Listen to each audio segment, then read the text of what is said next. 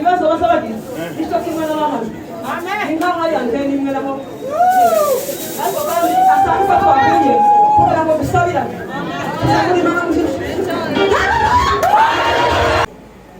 ariko hari aho namubwiye ngo asomera kandi arasoma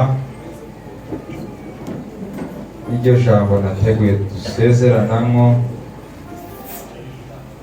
sinaritindamu mu kurisobanura katubanze dusoma ahangaha muri teme 3:19 haravuga ngo nuko mwihane muhindukire ibyaha byanyu bihanagurwe iminsi yo guhemburwa ibone uko iza iturutse ku mwami Imana. Amen. Kandangiriza hanga muri Matayo 10:16 soka we namubwiye aho asoma ko ari byakozwe n'intumwa 20:17 arasoma karehare ariko namuteguje kare kandi yazashaka kumvikana ari amahirukakamo.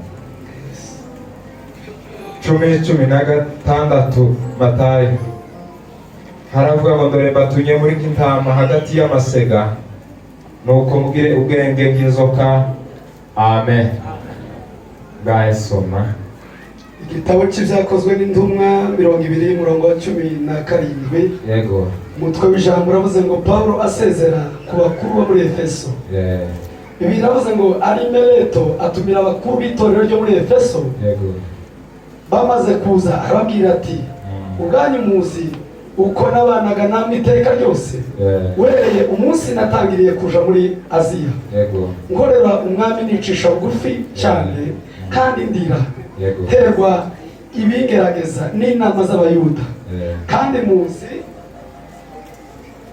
muzi yuko ari nta jambo ribafitiye akamaro nikenze kubabwira cyangwa kubigishiriza imbere ya rubanda no mu ngo zanyu rumwe rumwe. Namirije abayuda n'abagiriki kwihana imbere y'Imana no kwizera umwami Yesu Kristo. None dore ngiye i Yerusalemu mboshwe mu mutima. Ibizambaho ngezeyo simbizi keretse yuko umwuka wera ampamiriza mu midugudu yose yuko ingoyi n'imibabaro bintegerejeyo. Ariko sinita ku bwingo bwanje ngo nibwire ko ari ubw'igiciro kuri nje kuko mpiriye kurangiza urugendo rwanje n'umurimo nahawe n'umwami Yesu wo guhamya ubutumwa bwiza bw'ubuntu bw'Imana. None dore nzi yuko mutazongera kumbona abo nanyuzemo mwese mbabwiriza iby'ubwami bw'Imana. Nico gituma mbamiriza uyu munsi yuko amaso ya bose atandiho kuko ntikenze mbabwira iby'Imana yagambiriye byose. Mwirinde ubwanyu murinde n'umukumbi wose umwuka wera yabashiriyeho kuba abarinzi kugira ngo muragire itorero ry'Imana ibyo yaguze amaraso yacu. Amen.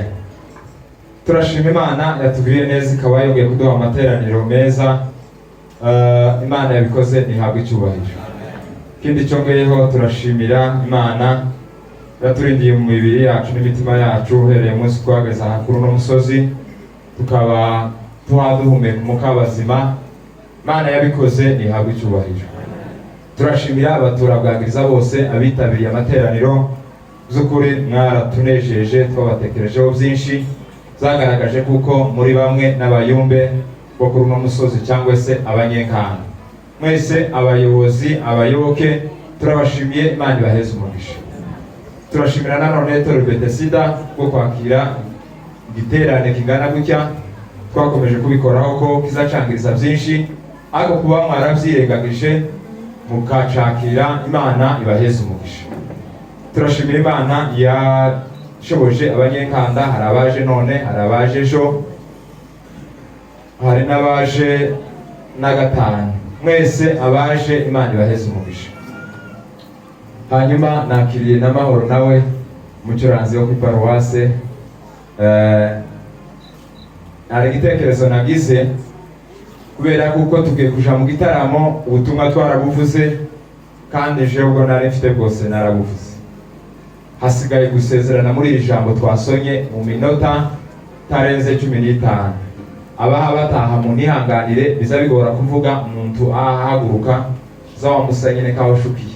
Nihangane iyo minota 15 ko ndabona ko itagera. Narevuze ngo natekereje igitekerezo ko haraba mama mpambona nyine bari sharp b'abayumbe nibo tuza gusirimbana igisirimba ca nyuma. Biradusabire icyifuzo cy'abadamu cyangwa se ababyeyi bafite imitwaro. Hari kibazo abo badamu bari sharp apana babandi nzakunda nyine umuntu bandutse mu gisirimba baze gutambuka n'amapendo twipange neza niturangiza duhudumiye ico cifuzo. Mahoro uze guhindura umuziki turange bya bintu byawe turaziranye uruwo kwiparuwasi. Hanyuma baduhaye teme ngo tuganire twayivuze ibintu byinshi ariko ntaco titugiye kubisubiramo. Gatoya twibukanyaho baduhaye teme igoye narabivuze tuwaruhari. Barayiduhaye ngoma kubitekerezaho ndibaza tese aba bantu ijambo baduhaye ryo kwihana no guhindukira ibyaha byacu bibabarigwe ko mpaye mbona rigoye cyane. Bena kuko iyo witegereje igihe turimo abantu bakunze isi kandi bakunze n'ibiyirimo.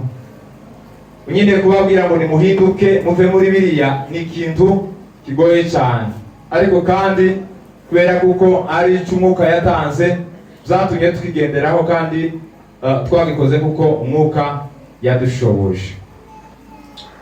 Twaravuze ngo Yesu ari mu cyumba nka Mariya, icyumba ngo Mariya yari yaragitanze kituro, aravuga ngo nta kindi kintu noheza Yesu kubera ubwiza mubonyeho, reka muheze kino cyumba azoza gikoreramo huduma ziwe. Yesu ngo agikoreramo ibikorwa byiwe byose, wereye kuri wa munsi yagatangaga meza ndetse ngo n'umunsi umwuka yururuka nikiriya cyumbaga ngo babagamo teka ryose. Usibye kuko bihizi vuga kuko akenshi ngo atageze araramo, ahubwo ngo yageze akoreramo huduma ziwe, yarangiza akazamuka ku musozi Elayono ngo akareka kuraramo. Biriya yavuze ngo yaricaye n'abigishwa be arababwira ngo iminsi yanje yo kugenda irarangiye, none nimutegere mbabwire ibigiye kuba. Aricara ngo arababwira ngo basize ko ndabateguramo kuzoba itorero, ariko rero nk'izi nyigisho muzobwiriza ikanisa, izi nyigisho nizo zizagura ikanisa, nizo zizokuza ikanisa, nizo zizotuma ikanisa riregwa.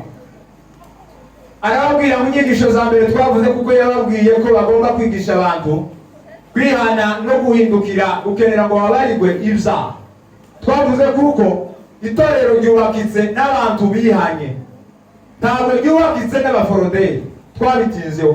Ryubakitse n'abagabo b'amahimba b'amayeri, ryubakitse n'abagabo bihanye baravuga ngo turagiye tugiye gukorera Imana. Byo bavugana byose bakabivugana ari ku murongo. Twavuze kuko inyigisho z'uburyo bugira kabiri yabigishije arababwira ngo muzoza mubwiriza abantu kwibuka imibabaro yanje. Twavuze ko yarababwiye ngo kuko abayuda bazayibuka imibabaro yo muri Egiputa, uko ngo ariko namwe muzoza mwibuka imibabaro yo gupfa kwanje. Nyigisho zigira gatatu yababwiye twaganiriye ni nazo twasoreje ejo nimugoroba. Bwana sifiwe sana. Amen. Amen. Amen. Yarababwiye ngo mugende murinde ubumwe bw'umwuka. Twavuze kuko Paulo yabwiye Abaefeso ababwira ibintu bine bigize ubumwe bw'umwuka. Yarababwiye ngo harimo kwizera kumwe n'umwami umwe n'umubatizo umwe ndetse ngo no gusangira kumwe. Arababwira ngo kubw'ibyo ngibyo k'abantu babisangira mugende mugire ubumwe. Twarangirira ku ijambo rya Yesaya yabwiye Abisirayeli, arababwira ngo mwa bagabo mwe bari barakoze ibyaha byinshi, arabegera arababwira ngo mwa bagabo mwe nimuze tuje inama niko Uwiteka avuga.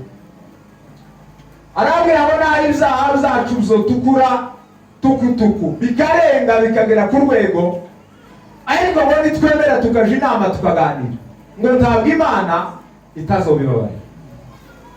Ni ibyacu kumva kuko tugomba gutera intambwe, tituragera mu rwego twari twakorogana ngo kuvuga ngo tureke gusabana imbabazi.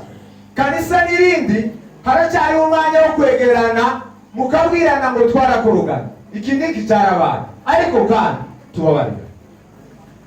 Haracyari umwanya wowe n'undi kwegera mugenzi wawe ukamubwira ngo uzabaye byarabaye, ariko kandi tubabarira. Hanyuma rero muno mugoroba tugiye gusezerana mu ijambo rivuga ngo ndore mbatunye nk'intama hagati y'amasega, mugende mugire ubwenge bw'ubwizo. Amen. Amen. Bibiri zivuga ngo Yesu atangira ubutumwa yahamagaye abigishwa be. Bwa mbere ngo yahamagaye abigishwa be 12. Aba bigishwa be 12 ngo yari ko bateguramo ibintu bibiri. Yari yavuze ngo abangaba nibo basoba abahamya bo guhamiriza abantu ibyo nakoze. Babandi umuririmbyi yaririmbye aravuga ngo hariho abahamya b'urupfu rwa Yesu. Abo ngo nibo bazungurutse mu mva, ariko wamana. Aba babigishwa be 12 ngo nibo yongeye kwicaza abakuramo abigishwa be 3. Ababigishwa ngo bari abigishwa ngo yari yarabatoye nk'abafata bangabe. Birizi ngo bamusi Yesu azamuka ku musozi kubonana na Eliya na Mose, ngo niwe yahagurukanye arajana kandi arangize ngo arababwira ngo mwabagabo mwiza twabonye timubivuge kubera kuko bari abafata ba bakristo n'abafata banga bakozi n'abafata ba. Ciciro cya gatatu ngo yahamagaye abigishwa be 70. Turarangije abagore mu mbeho itegura. Aba 70 ngo yari yarabateguye nk'abazomufasha kuvuga ubutumwa. Yusonye mu gitabo cya Luka 10:17 hazavuga ngo Yesu arababwira ngo nimuhaguruke mugende, ibisarurwa bireze ariko basaruzi ni bakeya. Mugende mwinginge nyiri ibisaru yohereza abasaruzi mu bisarurwa bye. Bijambo yashaka kubasobanurira gute? Yerimo babwira kuko abakeneye ubutumwa ni benshi, abakeneye kubwirwa ubutumwa ni benshi, abakeneye gukizwa ni benshi, ariko ikibazo gihari abarimu abigisha ni bakeya. Nimugende muje kubwiriza abantu bakizwe, nimurangiza mubwire musabe data yohereza abarimu mu gikorwa cyiwe. Twarabivuze turavuga ngo krize itorero rifite jyano. Wanasifiwe sana. Amen. Wese mani cyubahiro ba. Haleluya, haleluya. Twaravuze ngo itorero krize rifite none uyu munsi. Nijya bigisha mwinye kubura abigisha. Unyine dufite abigisha uburyo bwinshi butandukanye. Dufite abigisha bamwe bahagurukanye ubutumwa bwo kwishakira inyungu, bahagurukanye ubucuruzi, bahagurutse abo kubwiriza abantu gukenera ngo babone ifaranga. Babandi muri mu gutumira bakaza bakababazaho aho bazora. Babandi muri mu gutumira bakabaza icyo muzobafungira. Ariko mwa bakristo, ariko mwa bavuga butumwa. Nijari wa ariko ngiye kimwe twigaza gutegurira ahari giterane. Mbwira president wa military gaye gashaka kumuvuga butumwa. Titwatekereje iyo nguyu tumwikoze. Aravuga ngo mugende mushaka $500 zo gusiga mu nzu. Arakurungira ndambwira ngo ariko watumye umuvuga butumwa cyangwa watumiye umurimi kashi. Niwe watumiye. Umuvuga butumwa waje ukorera Imana azasubira agasaba ifaranga. Ariko bavandi. Hano ntabwo ari aho gushaka ifaranga, hano naho kubwirira abantu ubutumwa bw'Imana. Hari abandi bigisha bahagurutse ngo ukenera ngo bambone, abo ni babandi bagwaya pastor ngo naje muzompange timu na Yesu kuje wese mubwi kubera iki. Maze bahaguruka bagatangira, hari uwabisabye arabisaba bimuheze, aravuga ngo yo umukayo ngo yarahukanye. Ariko mwabagabo mukayo uyahukanye ayo ngo namagambo havuze kandi uko yaragize iminsi agoye muteze umwanya buki ariko basi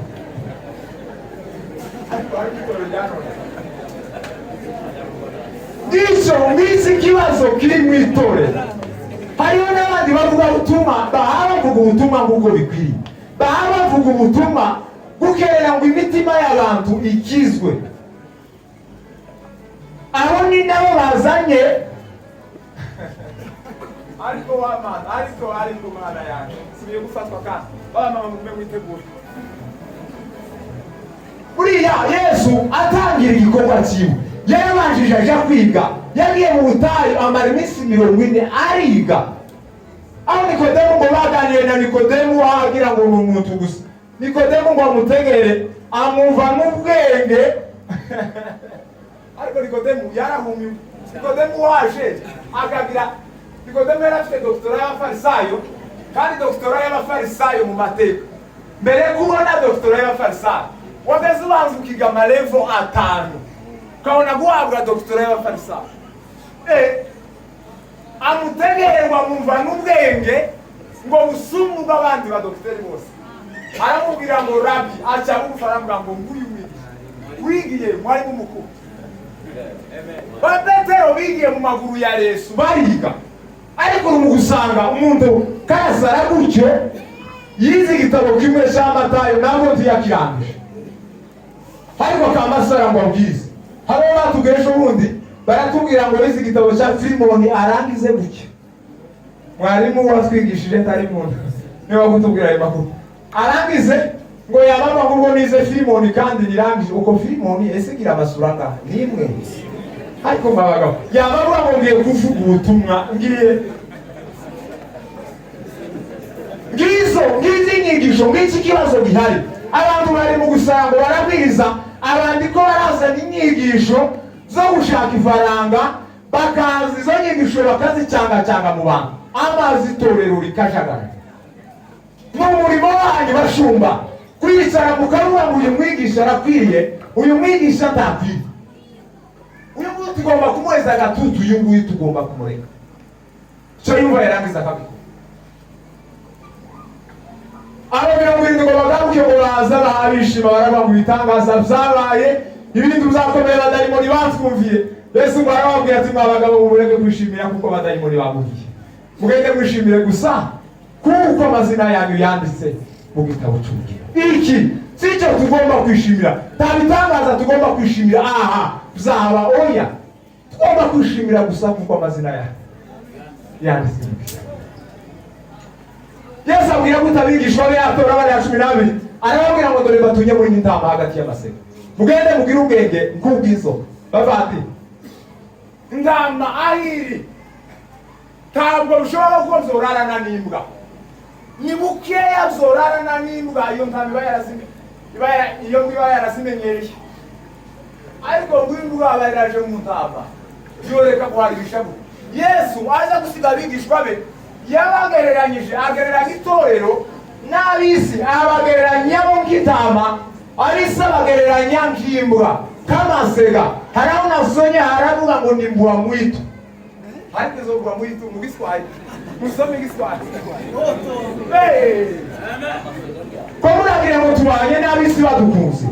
Yesu yaravuze ngo niba dutuka uzomenya kuko babanje kutu uri mukurana amazimwe ngo bagutuze batagutuka. Murasangiye batagutuka erega icyo bahabashaka ntabwo bahabashaka wewe ko barashaka wewe w'imbere kiriya washoboye abandi bana icyo bahabashaka ugende ubabwire ngo nimba munanga na Yesu nawe baramanze. Baho wateguye muziki ariko baduheze imana cyo haleluya haleluya. Arababwira ngo ntirika bahungabanye. Pawulo ngo ari Mereto ahamagara abakuru b'itorero bavana. Arababwira ngo abagabo mwe ndagiye ndi Yerusalemu kuri Pentecoste. Takintu nakimwe nigeze kwisha kubabwira. Namirisha abayuda mbamiriza abagiriki mbabwira integekeya zabo mbabwira ibyaha byabo. Takintu nakimwe nigeze kuvuga kubabwira.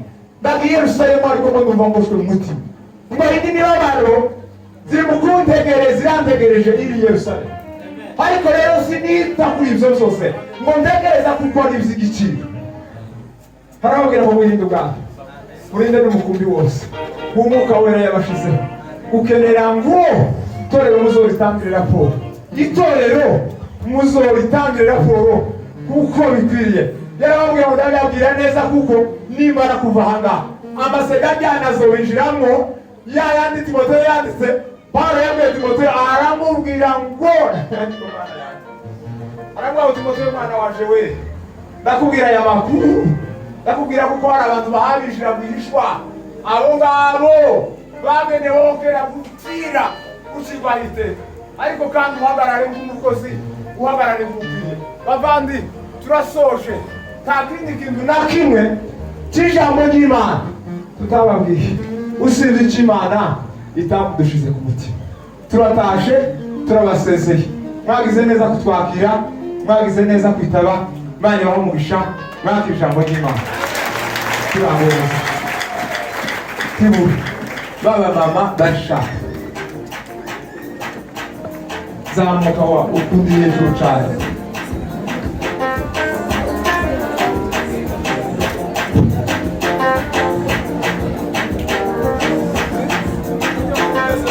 zamuka yose ari yawe n'icaniro